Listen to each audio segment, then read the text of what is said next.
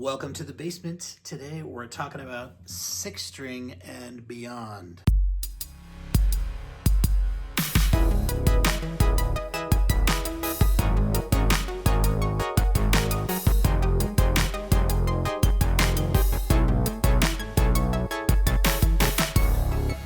So I get a lot of questions from students and commenters like such as yourself, followers and whatnot, why I play six string bass. And I want to kind of tell you the story about why I play six string bass. I'm holding my flagship six string Fodera Emperor 2. And if you haven't seen the unboxing video of this, the video is in the description below. It's a fun video. A lot of cool feelings out of that video. I started playing four string electric, and as I was learning how to read music and hear music better and figure stuff out, I latched onto a bunch of jazz people because my band teacher at my high school when I first started was a jazz drummer. And so he had a lot of jazz and fusion knowledge that he turned me on to right away. And so I was listening to Chicory Electric Band, John Patitucci, the Yellow Jackets, Jimmy Haslip,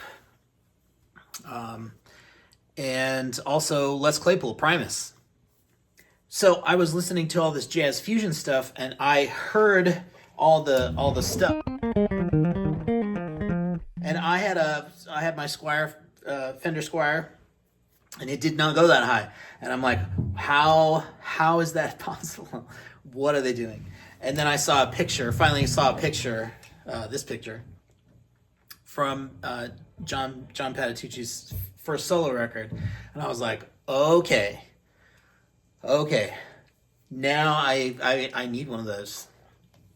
And so in the little town where I grew up, this band teacher that was teaching high school there, his name was John Priest.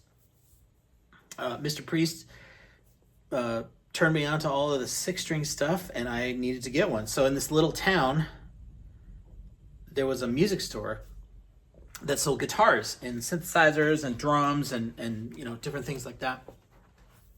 And I approached them and asked them if it was possible to get a six string bass at that store. And it took them a while to find one. So this was 1993, and the music shop finally found a maker that would make it, and it was Washburn. Washburn Guitars was producing a six string bass. It was called the MB6, and then I was like, how it had active electronics, and I was like, whoa, this is it. This is what I need this so I can play all this John Patitucci and Jimmy Haslip and all these six string players. So he said, well, it's about $800, and I was 16 years old. And in 1993, that's for a 16-year-old, that's a lot of bread. So I started pounding the streets, and I got a job working at Walmart in the pets department. And so I was great at my job. I loved it. I was hoisting dog food and dipping fish with the net. And during one Christmas season, I wore an iguana on my shoulder all day and sold like 12 iguanas. Anyway, but I earned the money to finally order a six string bass. And one of my former students actually bought it from me years and years ago, and I believe he still has it, but here's a picture of it. And you can see on the body here, I carved and used wood filler my iconic signature mark on my bass. Here are a few pictures from that time period where I made promo photographs for myself holding the bass. Ah, yes, look at all that hair. So all my basses have that bass clef inlaid in the body.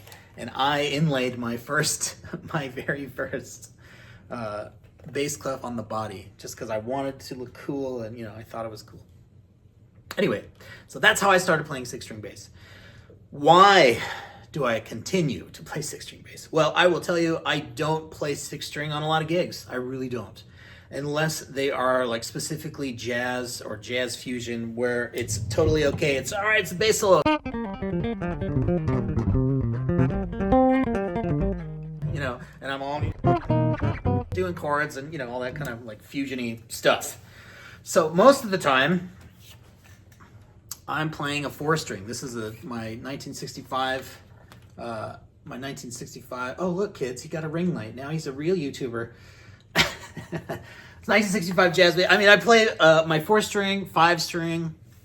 I have a five string fretless that I love and I still play. So most of the time when I'm doing gigs on electric, I'm playing a four or a five string.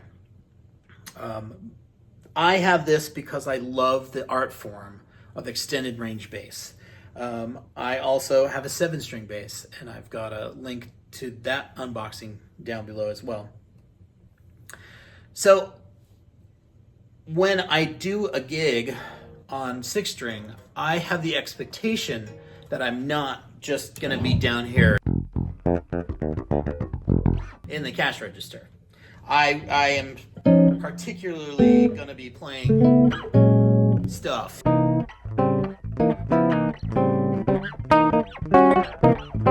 which requires, you know, me to step out of that foundational bass player role and into a more of a lead bass or solo bass kind of role.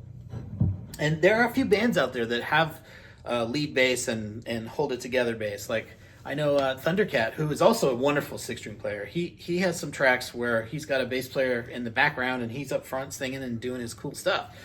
I think you can watch that on a talk show. He had a talk show performance and there's a bass player in the back and he's out front. And so the lead bass thing is kind of something I would expect.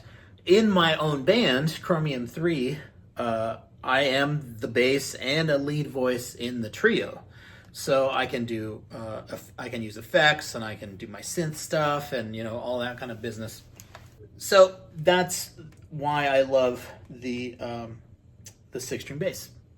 Now let's talk about seven string for just a second. Okay, so now I have a seven string. It's six string plus one more. And I have it because I want these notes. I want to be able to play chords with a wider range of sonority.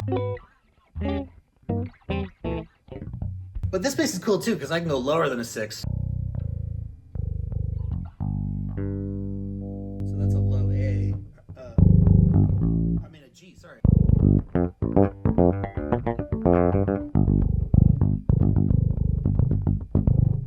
And then it's got another stop that's A.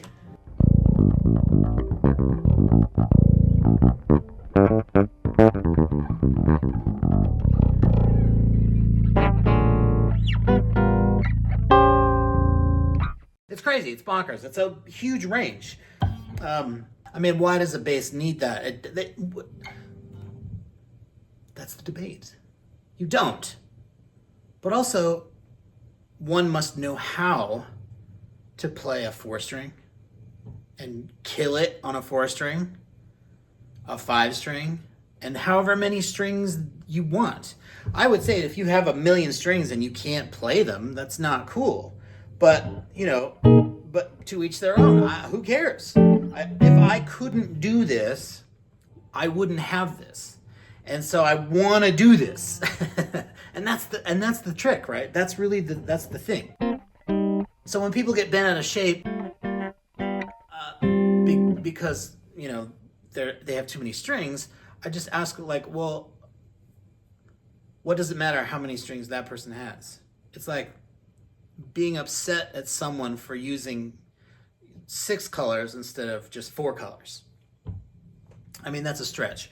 But also, back to what I said before, in the professional realm of being a bass player, there's sort of etiquette involved, I think anyway, where you want to, you know, look the part, have the part, and play the part, right? So there you go. I love extended range because I can do so many cool things with it. Like my solo stuff is just so much fun to do. can play bass lines, and I can play chords and synth tones and stuff like that. There's a link to a quick video of me doing it down below. Anyway, so that's it. I would love to hear your comments. Who out there plays 6, 7, 8 strings? Comment below.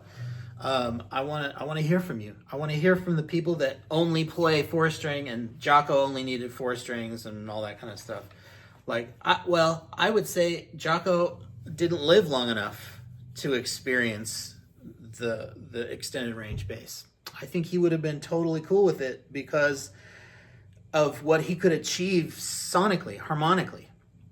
His knowledge of harmony was just so deep and so beautiful. Like Jaco wasn't just a great bass player. He was a great theorist, and you know, his chops on keyboard, like he could really understand harmony. And I think he would dig being able to play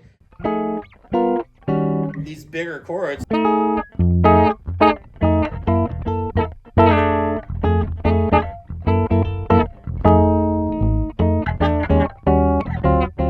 I think he would have totally dug that. With the tech that we have, you know, like he would still be killing it.